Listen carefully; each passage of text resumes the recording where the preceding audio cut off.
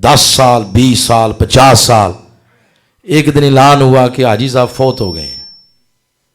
फौत हुए तो गुस्ल दे के वो जो मुक्तदी था उस इमाम के पीछे नमाज पढ़ता था, आज उठा के इमाम के आगे रख दिया गया। इमाम पीछे हो गया और वो जो इक्तदा में नमाज पढ़ता था आज आगे हो गया। आगे कब हुआ? मुक्तदी आगे कब हुआ? जब मर गया। क्या हुआ बोले? मर गया। 1,24,000 नबी ये आका के मुक्तदी हैं। पीछे खड़े थे या आगे? हुजूर के पीछे खड़े थे या आगे? बोले ना। अरे जो ये लोग कहते हैं कि नबी जो मर गया तो चला गया तो खत्म हो गए, मस्जिद अक्सा का मंजर उन्हें दावत फिक्र दे रहा, अकीदा मजबूत कर रहा। अगर नबी मर गए तो मुस्तफा के आगे होते, नबियों का पीछे खड़े होना यह नबियों की हयात पर दलील है। पीछे थे सारे नबी और मेरे आका उनके आगे थे, ये अंबिया की हयात पर दलील है।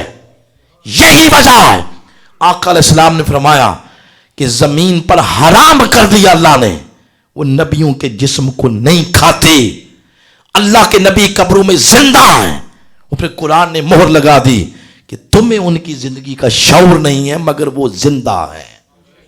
इसलिए आला हजरत इमाम अहमद रजा खान अलैहि रहमान ने फरमाया, तू जिंदा है वल्लाह, तू जिंदा है वल्लाह, मेरी चश्मे आलम से छुप जाने वाले, चमक तुझसे पाते हैं सब पाने वाले, मेरा दिल भी चमका दे चमकाने वाले। तो अरसा काफ़ी हो गया खिताब करते हुए। 2007 से बाकायदा शुरू किया, बेकायदा भी पहले शुरू किया हुआ था। तो इस दौरान तजर्बा यही हुआ है कि 2-4 बंदे जब उठ के चले जाएं तो मतलब ये होता है कि लामा साहब ओन जान छड़ दे। तो उठना शुरू हो गए तो हम भी आखिरी गली में फिर खिताब को डाल लेते हैं। अगली जो बात करना चाह खैर ज़ौक़ के लिए बात की है ताकि आप ज़रा जाग जाएं। तो आका अलैहिस्सलाम ने फिर करा दी जमात, सब अंबिया मुक्तदी हैं और आका अलैहिस्सलाम इमाम हैं। फिर वहाँ से इमाम उल अंबिया मकान से ला मकान की तरफ सफ़र करते हैं। वाह वाह वाह, मकान से ला मकान की तरफ हम सफ़र है जिब्रील। पहला आसमान, वहाँ भी मुलाकातें हुई, दूसरे आसमान पर भी हुई, तीसरे पे भी हुई, चौथा 5, इस तरह हर आसमान पे किसी न किसी नबी से भी मुलाकातें हुई। और आगे चलते चलते अचानक जिब्रील की टोर बदल गई। जिब्रील ने अर्ज़ किया, आका अब बुराक से नीचे आ जाए और हुजूर मेरे परों पे सवार हो जाए। जब हुजूर उसके परों पे बैठे तो जिब्रील की टोर ही बदल गई। अपना इलाका था न उसका, तो जब गाड़ी अपने इलाके में जाती है तो गाड़ी की टोर बोले ना बदल जाती है। रफ्ता रफ्ता फिर ऐसा भी हुआ कि गाड़ी रुकना शुरू हो गई। एक मकाम ऐसा आया कि जहां आका अलैहिस्सलाम ने देखा दाएं बाएं तो जिब्रील नजर कोई ना आया। मुड़ के देखा तो जिब्रील ऐसे खड़ा था, अंगुश्त बदंदा था, अंगुश्त बदंदा। आका जा रहे हैं, आका ने फरमाया जिब्रील आगे आओ। अर्ज करता है मेरे आका, मेरे अंदर जितनी ताकत कुव्वत रूहानियत नूरानियत थी उसके बल बोते पे यहीं आ सकता हूं, आगे नहीं। आगे आऊंगा तो मेरे पर जल के राख हो जाएंगे। ये कहता हुजूर ने फरमाया फिर ठीक है हम फिर चलते हैं। आया हम फिर चलते हैं। वो जो नाज कर रहा था कि ये इलाका मेरा है और शायद मुस्तफा को मैं लेके आ रहा हूं, जब आका सिदरतुल मुंतहा से आगे गए तो पता चल गया मैं नहीं लेके आ रहा था, वो मुझे लेके आ रहे थे।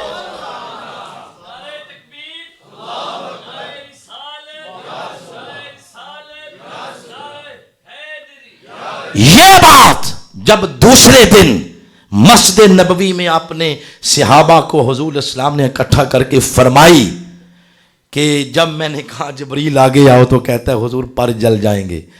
एक आशिक की ठंडी आह निकली। ओहो, वो थे हजरत सिद्दीक़ अकबर رضی اللہ تعالیٰ عنہ بول پڑے، کہتے ہیں کاش، افسوس جبریل تو نے پر جلنے کے ڈر سے حضور کی رفاقت چھوڑ دی، صحبت چھوڑ دی.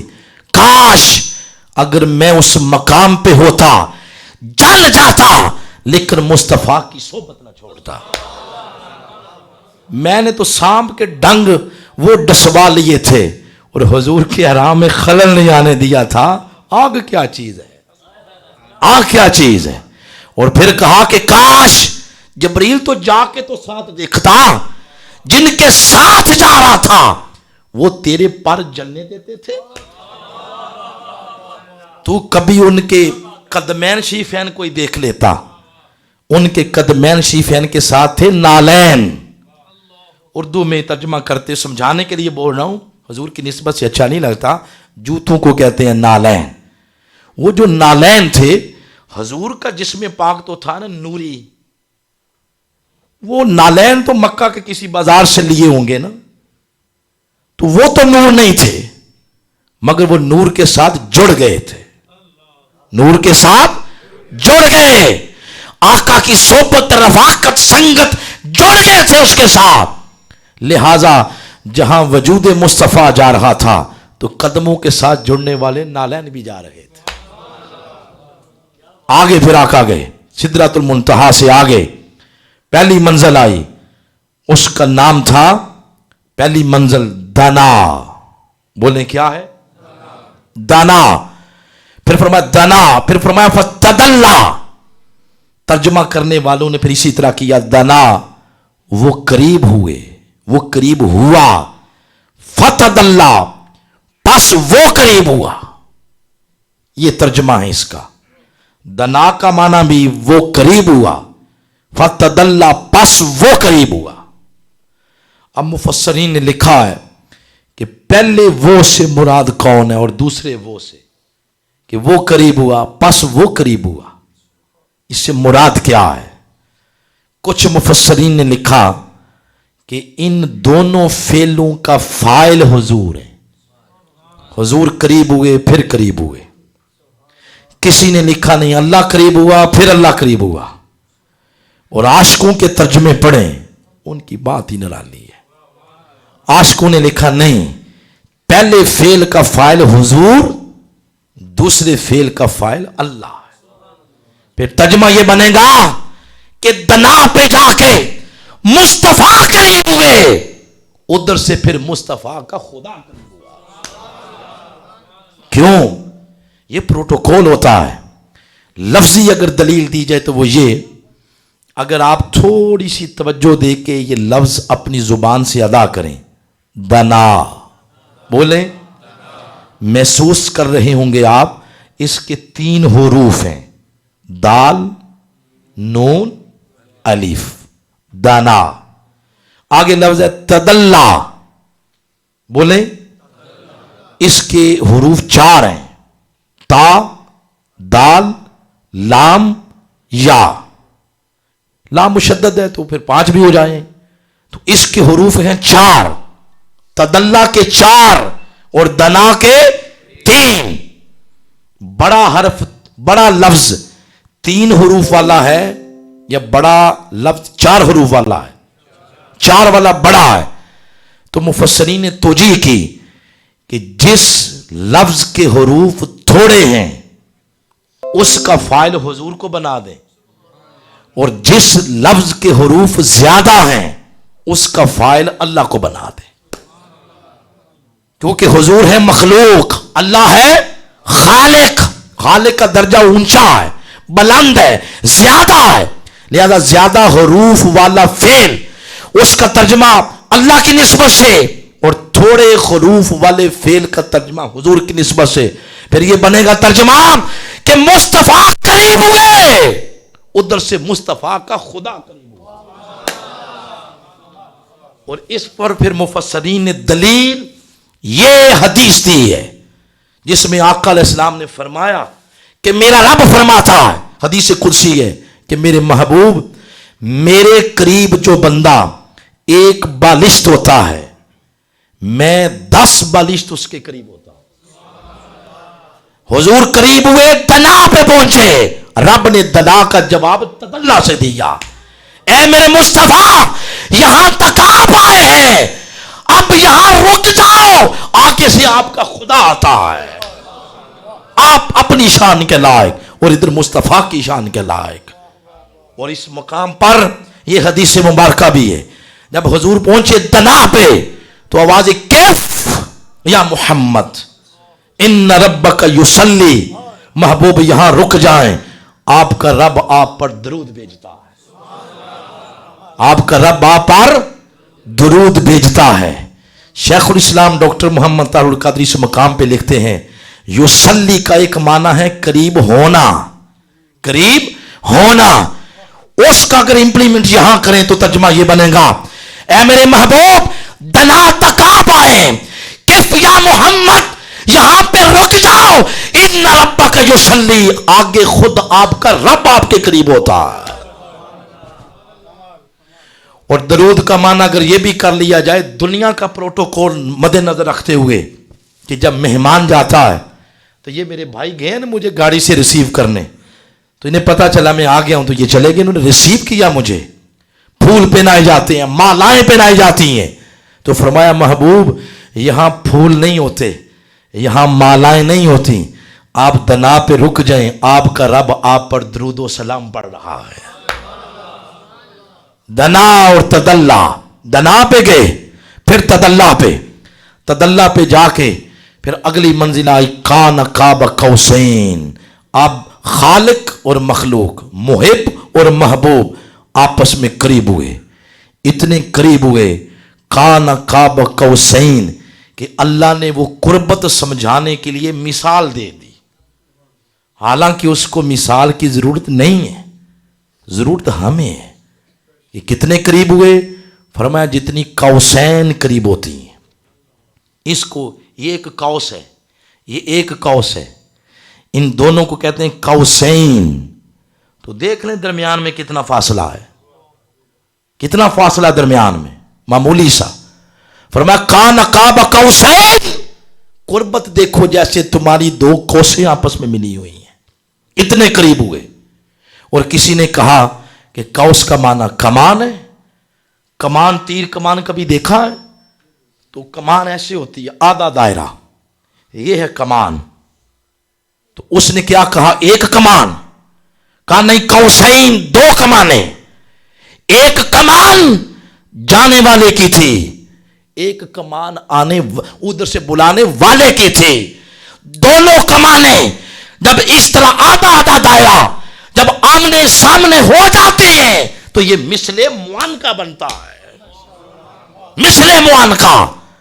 अब वहां लफ्ज अदब की खातिर आगे बोल नहीं सकते, तो ये मिसले मुआन का हो गया। और फासला रखा, फासला रख के फरमाया दुनियादारों देख लो महबूब और मुहिब कितने करीब हो गए, देख लो। और ये फासला मैंने तुम्हारे लिए रखा है। दुनिया की मजबूरी है कि वो फासले के बगैर तक नहीं सकती। आप किताब इधर रखेंगे तो कोई चीज नजर नहीं आएगी, मजबूरी है थोड़ा सा फासला रखना पड़ेगा। हमारे देखने और समझने के लिए फासला जरूरी है। तो कान काब कौसैन, वहां फासला रखा ताकि दुनिया तक ले अल्लाह और उसका रसूल कितने करीब हो गए। जब दुनिया ने तक लिया फरमाया महबूब अब हरीम नाज में आ जा, अब दरवाजा कर दिया जे बंद, आ जा मेरे महबूब। तेरे दिल में यह ना है कि मैं उसकी खातिर गारे हिरा की खलबतों में जाता था, तेरे दिल में यह ना है कि मैं अल्लाह की खातिर ताइफ के बाजारों में जाके पत्थर खाए, तीर खाए, तंडार शहीद हुए। और अल्लाह ने आके यहां फासले पे बिठा दिया। फरमाया महबूब फासला दुनिया वालों के लिए था, अब हरीम नाज में आ जा। दरवाजा बंद कर दिया और एक कौस दूसरी कौस में जम हो गए।